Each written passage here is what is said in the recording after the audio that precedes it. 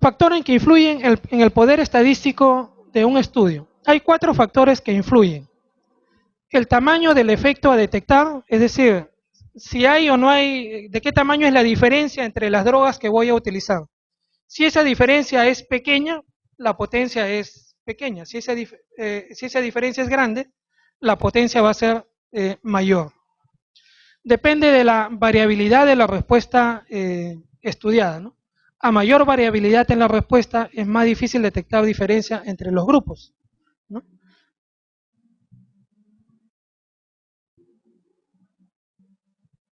El tamaño de la muestra a estudiar también influye en la potencia. A menor tamaño de muestra, menor potencia. A mayor tamaño de muestra, mayor potencia. Y el nivel de significación estadística también, ¿no? El error tipo 1 y el error tipo 2 nunca van juntos. Cuando uno se incrementa, el otro disminuye. O sea, si incrementamos el error tipo 1, el error tipo 2 disminuye. Y a la inversa.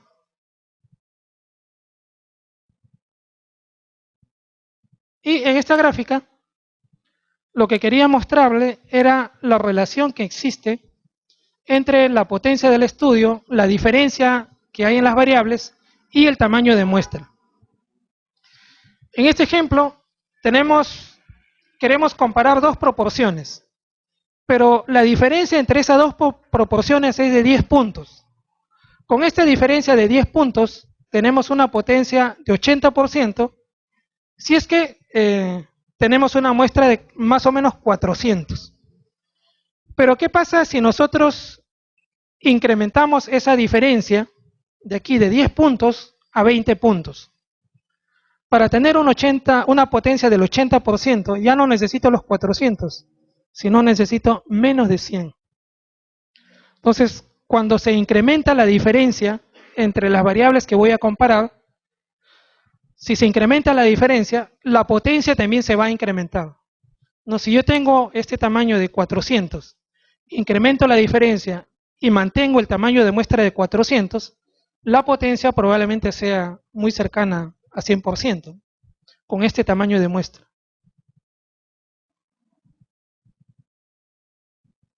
¿Cómo nos protegemos de los diferentes tipos de errores? ¿Cómo nos protegemos del error tipo 1, que es el más importante? Primero, estableciendo el nivel de significancia, ¿no? Un P menor de 0.05. Esto nos protege contra el error de tipo 1 debido al chance, pero no nos protege del error debido al sesgo o a la confusión, que son dos tipos de errores que lo vamos a ver más adelante. Utilizando método más preciso y exacto, ¿no? Menor variabilidad para medir la exposición y el efecto. Entonces, mientras más preciso y exacto sea el instrumento que estamos utilizando para medir la variable, lo que estamos haciendo es protegernos o disminuyendo las chances de cometer un error de tipo 1. ¿Cómo nos protegemos contra el error de tipo 2? Primero, estimando un tamaño de muestra adecuado. Y segundo, estableciendo grandes diferencias en nuestras hipótesis. No lo que yo les decía, la diferencia de 10 puntos y 20 puntos. Mientras más grande sea esa diferencia, más incrementamos la potencia del estudio.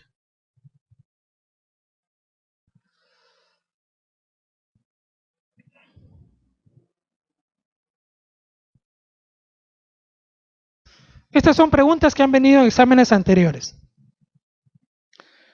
El test estadístico que se utiliza para probar una hipótesis nula con respecto a la media de una población menor de 30, pero que no sigue una distribución normal es Kruskal-Wallis, Wilcoxon, T de Student, prueba de Fisher o prueba de Manguine. ¿Qué prueba utilizamos? En la tabla que les he alcanzado, si ustedes ven en la columna de grupos, está 2 o más grupos, pero aquí están comparando 2 grupos. No, dice, es una sola población, ¿no? Y además me dice que es menor de 30. Entonces, cuando estamos frente a una población y esta población tiene menos de 30 y la variable que estamos utilizando es una variable de tipo cuantitativa porque están comparando la media. Ahí la única prueba que se puede utilizar es la t-de-student. No hay otra. Entonces, ¿cuándo utilizamos t-de-student para una sola muestra? Lo utilizamos cuando el tamaño de la muestra es menos de 30, independiente de la distribución, sea la distribución simétrica o asimétrica, ahí no interesa. Ok, muestras, variables cuantitativas con muestras pequeñas, una sola muestra, t-de-student, no hay otra. Ahí no tienen que perder.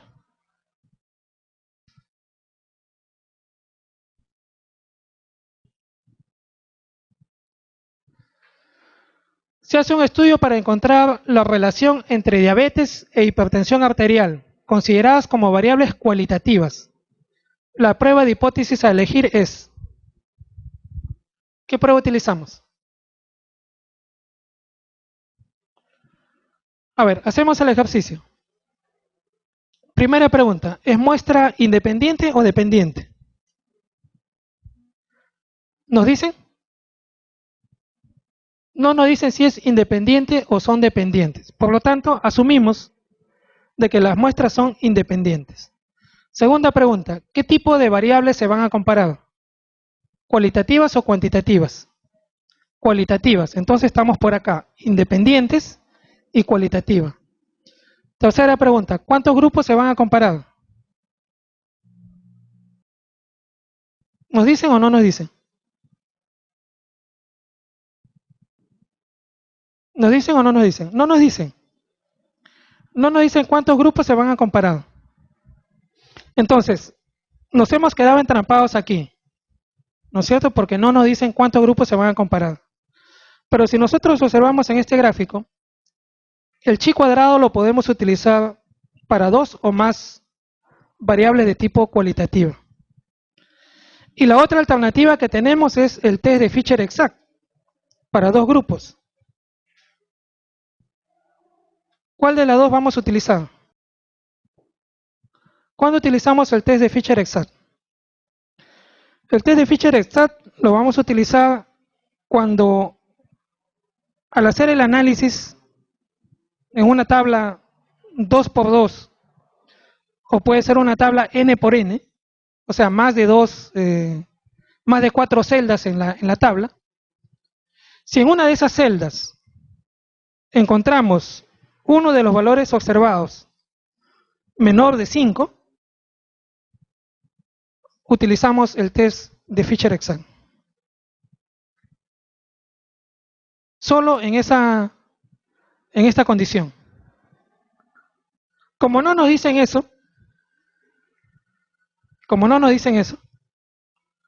la posible respuesta en este caso es el chi cuadrado, ¿no es cierto? Pero aquí nos dan dos chi cuadrados, un chi cuadrado de homogeneidad y un chi cuadrado de independencia.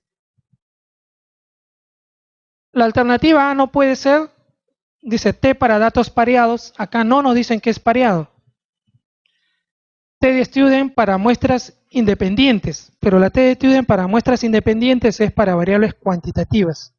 Igual, el análisis de varianza también es para variables cuantitativas. Entonces solo hay dos posibilidades, chi cuadrado de homogeneidad o chi cuadrado de independencia. ¿Cuál es la diferencia en la utilización de estos dos chi cuadrados? El chi cuadrado de homogeneidad lo vamos a utilizar cuando nosotros queremos decidir si dos o más muestras provienen de una misma población. Y el chi cuadrado de independencia la vamos a utilizar cuando queremos saber si dos variables cualitativas son independientes o no. Es decir, si hay o no hay relación entre ellas. Entonces, ¿qué es lo que nos están pidiendo aquí en el problema? Nos están diciendo si hay o no hay relación entre la diabetes e hipertensión. Entonces, la prueba que le corresponde es el chi cuadrado de independencia. Chi cuadrado de independencia. Para demostrar relación entre las variables. Chi cuadrado de homogeneidad cuando queremos demostrar que dos muestras provienen de una misma población. Entonces aquí la respuesta es la C, ¿no? El chi cuadrado de independencia.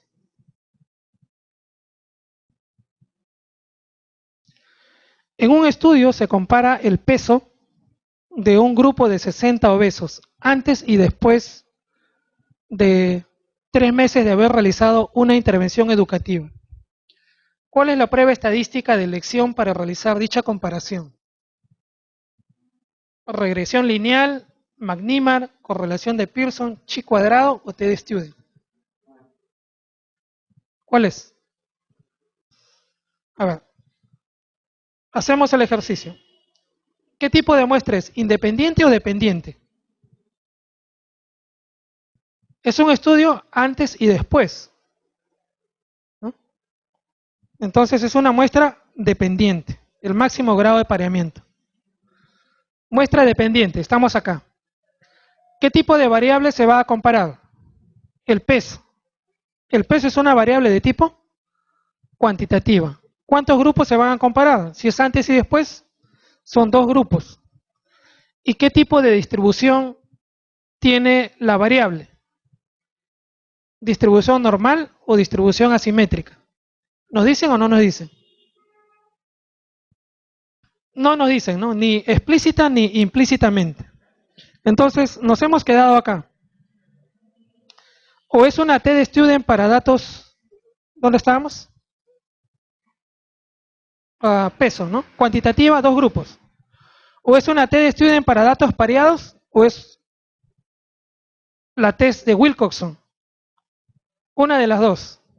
Entonces, trabajemos con la respuesta. Regresión lineal. ¿Cuándo utilizamos regresión lineal? Muestras independientes, cuantitativa y cuando hacemos pruebas de correlación. No es el caso. La prueba de McNemar.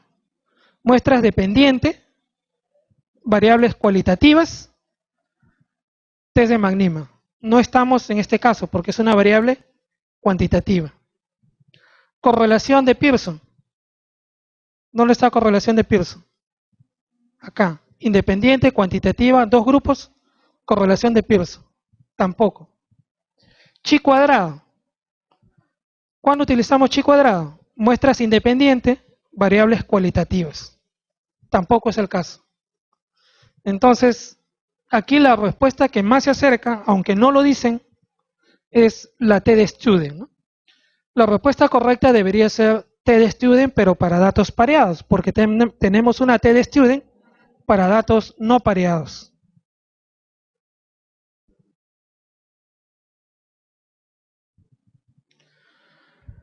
Al comparar 2 medias muestrales, el rechazo de una hipótesis nula, que es verdadera, nos lleva a cometer un error conocido como tipo 1, tipo 2.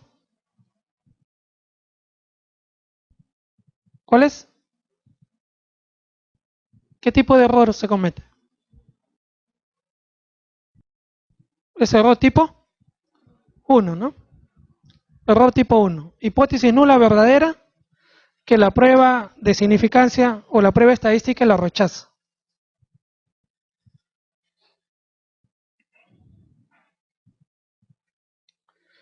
La potencia de una prueba está dada por el intervalo de confianza con un 1% de error. ¿Verdadero o falso? O sea, el intervalo de confianza no tiene nada que ver con la potencia. La probabilidad de cometer un error tipo 1, tampoco. El nivel de significancia igual a 0.01, tampoco. Un valor de z menor de 1.96, tampoco, no tiene nada que ver con la potencia. Y la última que nos queda es la probabilidad de cometer un error de tipo 2. ¿Será verdadero o falso? No es la respuesta correcta, pero es la que más se acerca, porque la probabilidad de cometer un error de tipo 2 está acá, ¿no es cierto? Pero esta probabilidad obviamente está relacionada con la potencia. A mayor error, menor potencia. A menor error, mayor potencia. Entonces la potencia en realidad se estima, la potencia es igual a 1 menos el error tipo 2, 1 menos beta. Así se estima la potencia.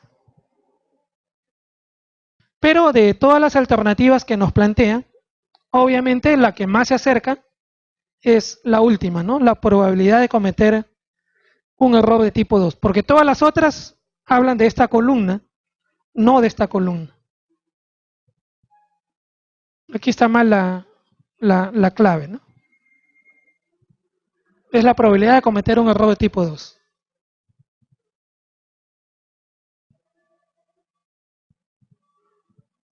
Ok, pruebas diagnósticas. En las pruebas diagnósticas evaluamos 4 componentes, ¿no? La sensibilidad, la especificidad, el valor predictivo positivo y el valor predictivo negativo. Vamos a ver qué cosa es la sensibilidad. La sensibilidad en general de cualquier prueba es la capacidad que tiene para poder identificar correctamente a las personas que tienen la enfermedad. Entonces, sensibilidad es igual capacidad de detectar enfermos. ¿Cómo se estima la sensibilidad? La sensibilidad se estima dentro de la tabla tetracórica, se estima en la columna de las personas que tienen la enfermedad. Y la fórmula es bastante sencilla, ¿no? Es A, la celda A, sobre A más C. A sobre A más C, ¿no? La fórmula para estimar la sensibilidad. La especificidad es todo lo contrario, ¿no? Es la capacidad también que tiene la prueba para identificar, pero no a las personas enfermas, sino correctamente a las personas sanas. Entonces, sensibilidad es con personas enfermas, especificidad es con personas sanas. ¿Dónde se estima la especificidad? En la columna de las personas que no tienen la enfermedad, ¿no?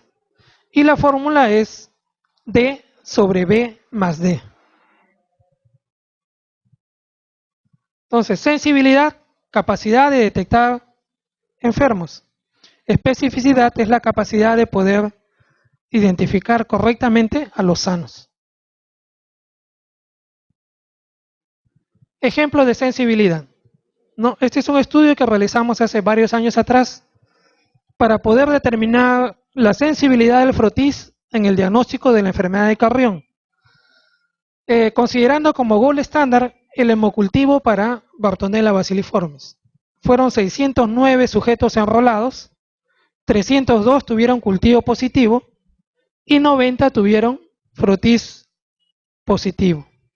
¿Cómo estimamos la sensibilidad? La sensibilidad, como les decía, lo estimamos en la columna de las personas que tienen enfermedad de Carrión, y en este caso sería A, que es 79, sobre A más B, que es 302. Eso lo multiplicamos por 100 y me da una sensibilidad de 26,1%. ¿Cómo estimamos la especificidad? En la otra columna, la columna de las personas que no tienen enfermedad de Carrión. La especificidad es igual a D, 296, sobre B más D, que es 307. Multiplicado esto por 100 me da una especificidad de 96,4%. En este estudio demostramos que el frotis tiene muy baja sensibilidad, pero sí tiene alta especificidad. ¿Qué significa eso? Que si sale negativo, si el frotis sale negativo, ¿a qué conclusión puedo llegar? Si sale negativo, no me descarta que tiene la enfermedad. ¿Y si sale positivo? Si sale positivo, sí.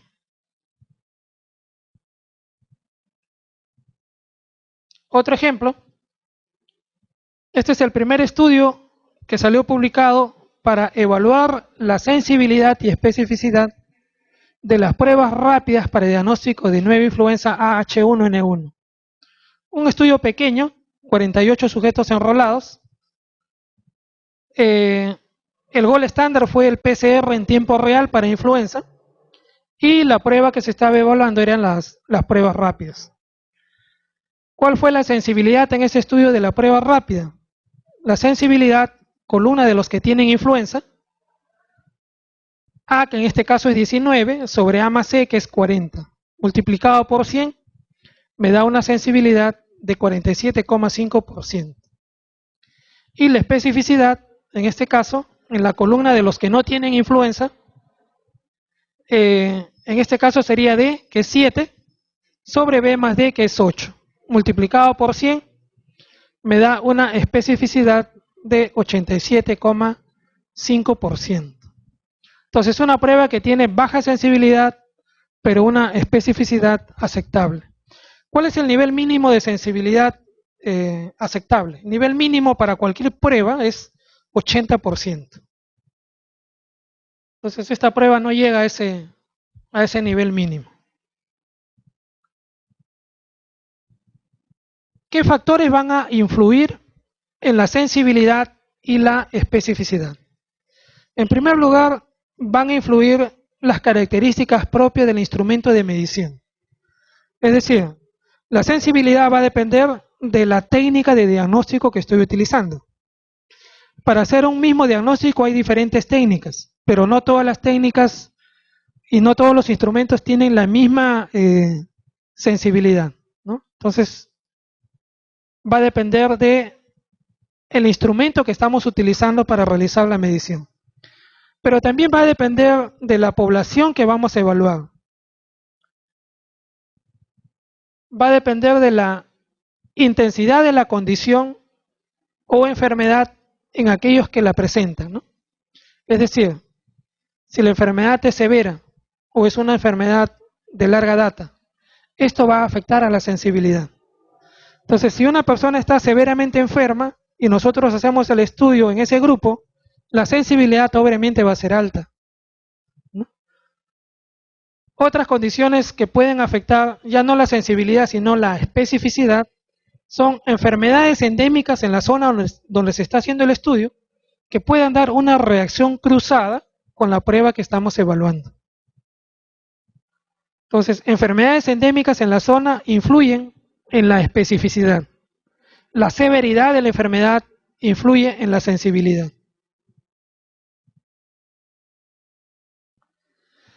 Esta es otra característica que deben de tener presentes. La sensibilidad y la especificidad nunca van de la mano. Cuando una aumenta, la otra disminuye. En este ejemplo, si tomamos este punto de corte, vamos a tener una prueba que tiene alta especificidad, pero tiene baja sensibilidad. Si nosotros cogemos otro punto de corte, vamos a tener aquí baja especificidad, pero alta sensibilidad.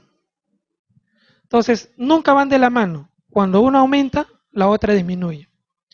Este es otro ejemplo, ¿no?, en el cual vemos que la sensibilidad y la especificidad nunca van de la mano. En este caso tenemos una prueba diagnóstica para determinar los niveles de glicemia.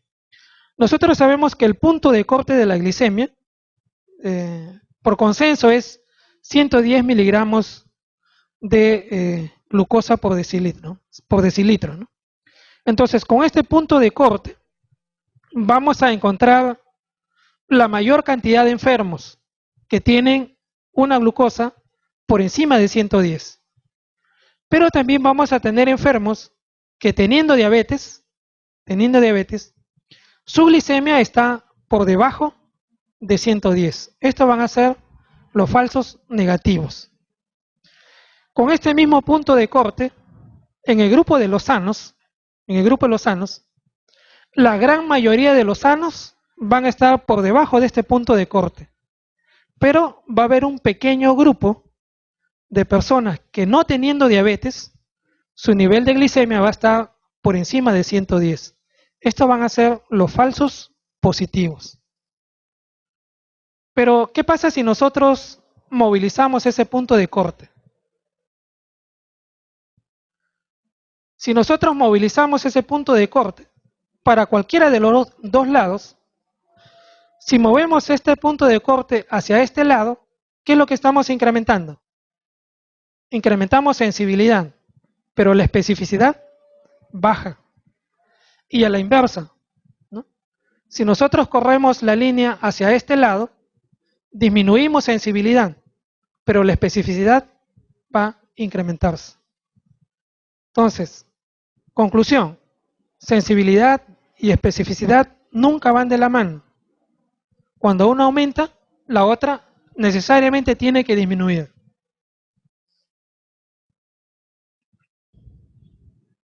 Valor predictivo positivo. Es la probabilidad de que el paciente tenga la enfermedad al obtenerse un resultado positivo. ¿No?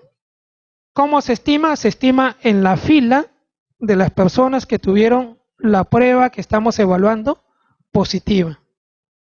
La fórmula, ¿cómo se obtiene? El valor predictivo positivo es A sobre A más B.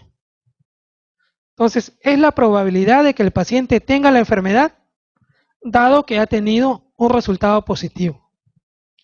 Y el valor predictivo negativo es la probabilidad de que la persona no tenga la enfermedad, dado que su resultado ha sido negativo. Los valores predictivos son probabilidades condicionales, ¿no? Y la fórmula para obtener el valor predictivo negativo es D sobre C más D. Ejemplos. Este es un ejemplo, un ELISA que tiene una sensibilidad muy alta y una especificidad también bastante alta. La prevalencia de la infección por VIH en puérperas es de 0.3. Calcular el valor predictivo positivo y negativo con una población de 100.000 gestantes. Entonces, ¿cómo estimamos el valor predictivo positivo? Si nosotros hacemos la prueba en 100.000 gestantes, ¿no?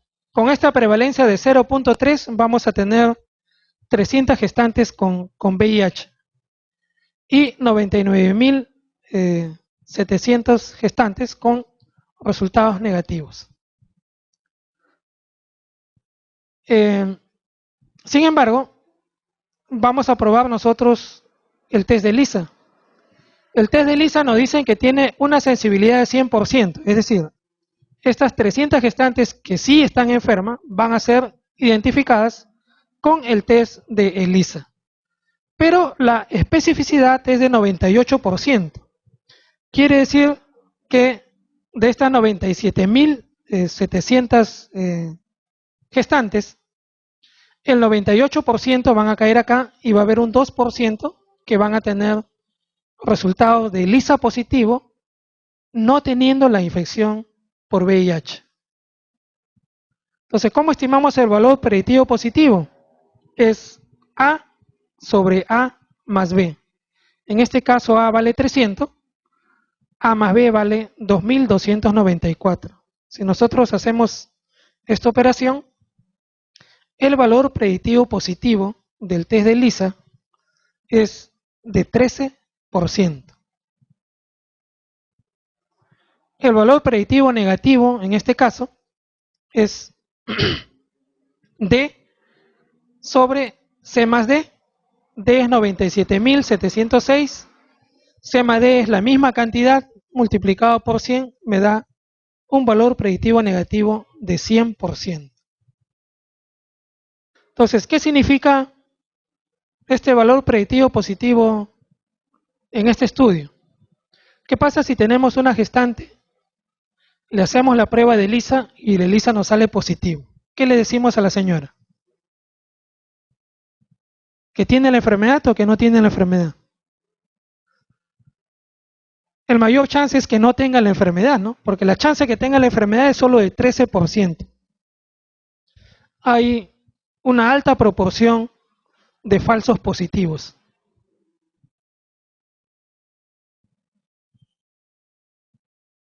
¿Qué relación hay entre la prevalencia y el valor predictivo positivo y valor predictivo negativo? La prevalencia de la enfermedad influye en ambos valores predictivos. Cuando se incrementa la prevalencia, el valor predictivo positivo de la prueba también se incrementa. Cuando se incrementa la prevalencia, el valor predictivo negativo se reduce. Entonces, el factor que influye en el valor en el valor predictivo positivo es la prevalencia de la enfermedad. Cuando se incrementa el valor predictivo positivo, y cuando se incrementa la prevalencia, el valor predictivo negativo disminuye. Hay una relación inversa.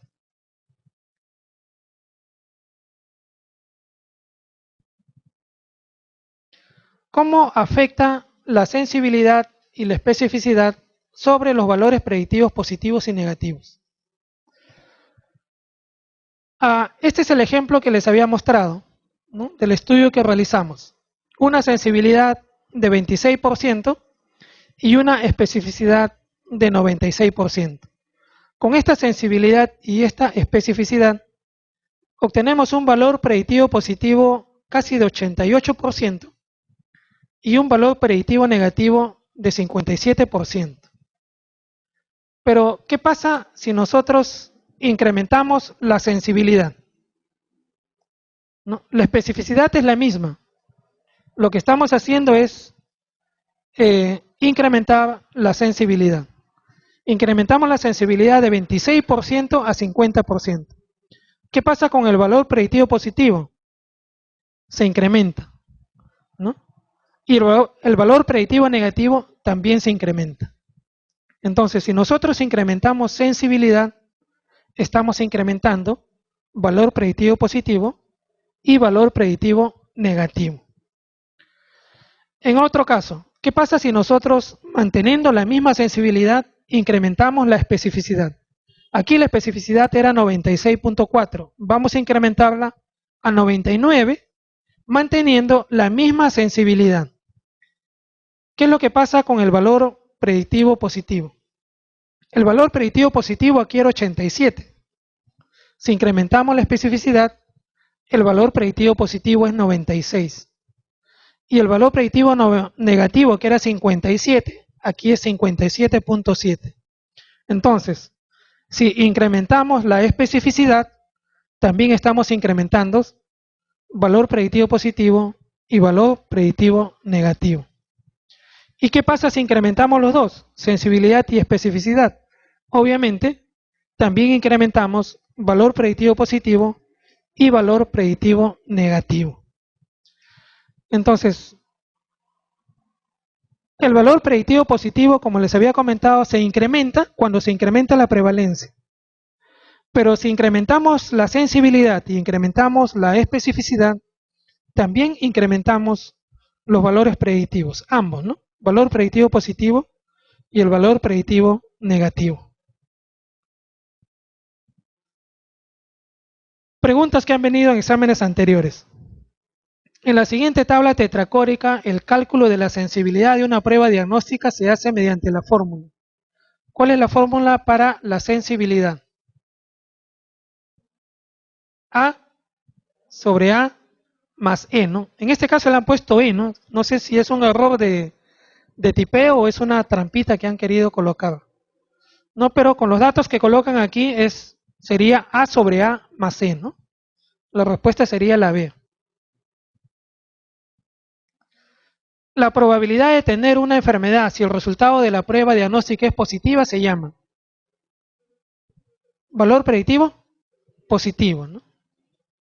La probabilidad de no tener la enfermedad dado que la prueba es negativa es la B, valor predictivo negativo. Son probabilidades condicionales. Se evalúa una prueba diagnóstica para enfermedad de Alzheimer. Los resultados lo muestran en la tabla. El valor predictivo positivo de la prueba.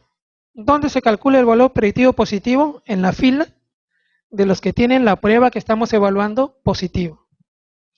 Y es A sobre A más C. A en este caso es 400, A más C es 600. Esto lo multiplicamos por 100 y nos da un valor predictivo positivo de 66,6%. No, la respuesta aquí es la D, 66%. En la prueba diagnóstica, cuando aumenta la prevalencia, entonces, ¿qué pasa cuando aumentamos la prevalencia? El valor predictivo positivo se incrementa. ¿Y qué pasa con el valor predictivo negativo? Disminuye. ¿Qué otro factor influye en el valor predictivo positivo? La sensibilidad y la especificidad. Cuando se incrementa, el valor predictivo positivo y negativo ambos se incrementan.